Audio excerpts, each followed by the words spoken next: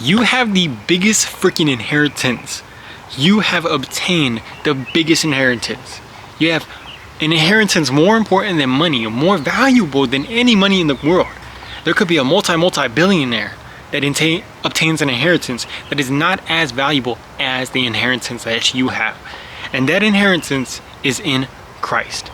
So this is something that first came about for me, and the realization of the power and truth of this when I was watching a movie called Knives Out 3.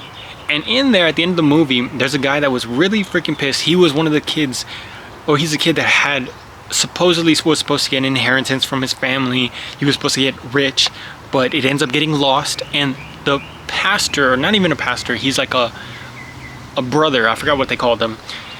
And he basically tells him, your inheritance is in Christ, telling him, like, stop worrying about the money and all that stuff. Your inheritance is in Christ. And that struck me so hard when I first heard it. But now, with this verse that I have found for us, it's Ephesians 1:11, I believe. And it basically just says that you have obtained an inheritance in whom, I don't remember the full one, but it's in whom you have been predestined based off of the person that works everything together for his will. That's the power of it. I know I don't have it perfectly, but that's basically it. It was so powerful when I saw that verse, because that basically is telling us we are predestined to do things here on this earth by the one that has called us and given us this inheritance in him. You have come to Christ. If you have come to Christ, then you have that inheritance and you are walking in that stuff. So imagine how a multi-billionaire walks about. A lot of the times he has ego and pride and stubbornness, whatever you want, the natural schmuck that you would think of. That's kind of maybe a little bit of an assumption, but that's kind of what you think of. We don't have that type of inheritance where we're gonna walk around all smugly thinking we're better than everybody, but it's like you can have a confidence that's different than that, a true confidence, knowing, let's say your dad was somebody that has done amazing things and your lineage has done amazing things. People in the past that you have seen, your ancestors have done amazing things out there in the freaking world. How would you walk about in your life if you truly understood that? You would walk about with this confidence, head held high, even if you don't look the best, even if you're not doing the best stuff right now. You know it's all going to come out in time. It's all in you already. What a beautiful freaking thing. And the way this makes me think about too, there was this video game that me and my cousins used to play when we were young called Sly Cooper. And Sly Cooper is one of the best games in the freaking world. But basically in that game, this main character, Sly Cooper, he is from a family and a lineage of thieves. They're thieves, and he knows his dad would tell him about them. And they basically wrote this book that they have all of their basically trade secrets of what they are doing.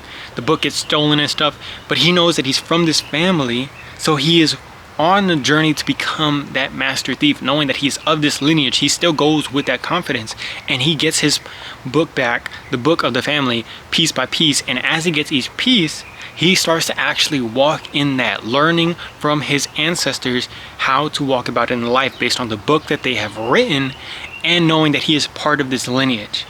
And at the end of the book, at the end of the game, the first game, he ends up getting the book back, knowing that he has become on the journey of actually learning from his ancestors and going on this whole journey. He has become a master thief in the process of it, knowing that the confidence of his lineage and his family and who he is because of that. Of course, he has all these trials and obstacles that come up. Everybody wants to freaking kill him. He has this freaking girl that's chasing him, a police officer, the entire time. But knowing who he is keeps that confidence in him, and he ends up becoming the master thief at the end. For us, it is the same exact thing with the Bible and with our ancestors, which is David, Joseph, Peter.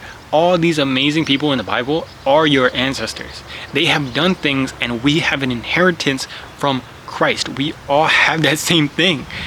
The same lineage that Jesus is from, we are from, because we are all in a family of God, of Jesus.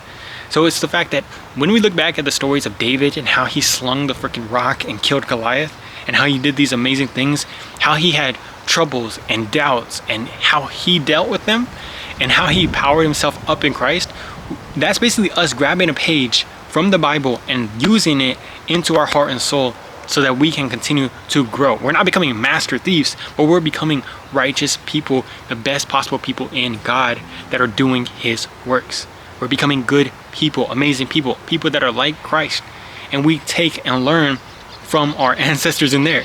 But not just that, if we understand that we are from this lineage, that we have this amazing power inside of us, that we have these people and powerful people of faith that have come before us, and we are modern day freaking Davids, modern day freaking Josephs, how would you walk about in your life knowing that, understanding that at the heart and soul of it? Would you constantly doubt yourself and think like, I don't know if I'm, well, maybe you do doubt yourself a little bit, but you know, even David doubted himself. And now you take that page of the Bible and know he doubted himself, but what did he do? He encouraged himself in Christ, and he was strong through any obstacle, even when he had doubts. Now that's what we are able to do. It's a beautiful thing, but just knowing that you have an inheritance in Christ. Walk about that today. Walk about with that in your heart and soul. And anytime you feel those doubts or you're kind of thrown off a little bit, just know that you are already that person, you're already who you need to be, and you can continue to move with confidence and swagger through anything that you're dealing with right now. Love you guys very much. I will talk to you on the next video. Peace.